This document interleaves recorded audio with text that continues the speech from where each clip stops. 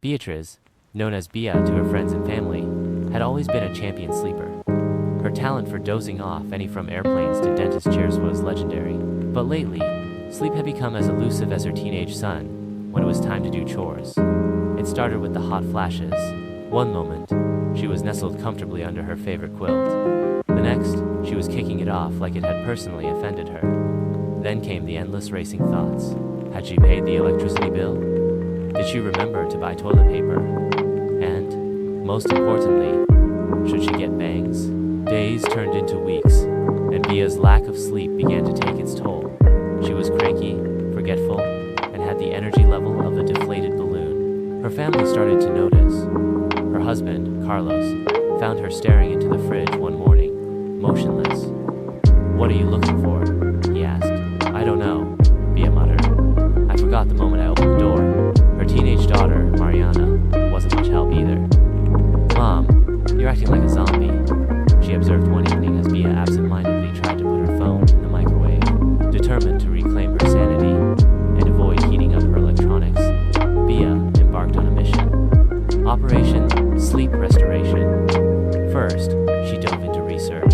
She read books with titles like Menopause, The Flame Within, and How to Sleep Like a Baby, Even When Your Hormones Hate You.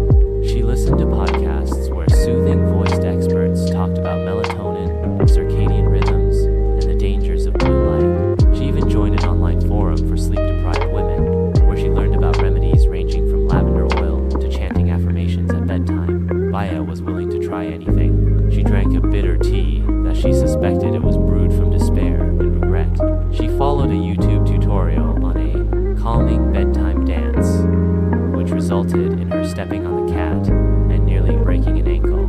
She even tried a method that involved taping her mouth shut to encourage nasal breathing, an experiment that ended with her panicking and ripping it off within 30 seconds.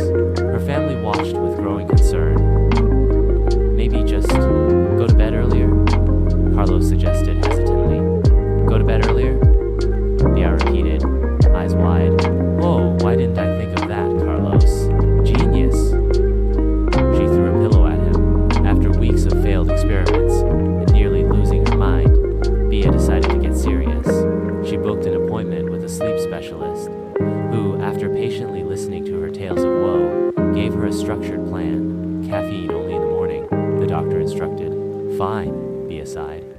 "I'll pretend to be one of those people who enjoys herbal tea." "No screens an hour before bed," Bia frowned. "But how will I know what's happening with my favorite reality show?" "Read a book instead," she sighed dramatically. "Fine." She also started exercising in the morning, cut back on late-night snacks, and tried relaxation techniques like meditation and deep breathing without the tape. This time, to her shock, things started improving. Slowly but surely, she began sleeping longer and waking up less. Her hot flashes didn't disappear entirely, but she learned to manage them with lightweight pajamas and a strategically placed fan. Her racing thoughts still made guest appearances, but she countered them with guided sleep meditations. One morning, she woke up, stretched, and realized something miraculous. She had slept through the night. No tossing, no turning, no waking up in a puddle of sweat contemplating drastic haircuts. Refreshed and victorious, she marched into the kitchen. "Guess who finally got a full night's sleep?" she announced triumphantly. Carlos and Mariana exchanged glances. "Do we dare hope?" her husband asked. Mariana squinted at her. "You do look less terrifying this morning," Bia grinned. "That's right, I am back, people." With her energy restored and her sense of humor intact, she was ready to embrace her second act. Menopause wasn't going to take her down, not without a fight, and certainly not without a good night's sleep. For all women going through this phase, remember, menopause can be challenging, but it doesn't have to be a big deal.